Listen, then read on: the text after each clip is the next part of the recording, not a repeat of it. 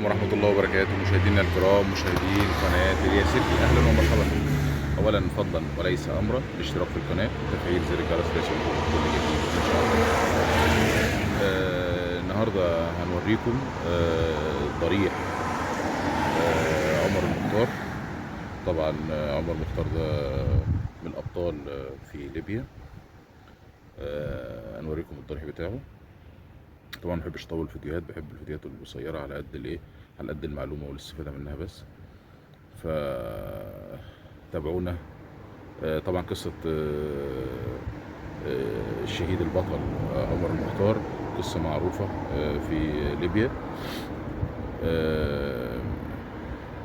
مش محتاج ان انا اشرحها يعني. يلا اوريكم الضريح.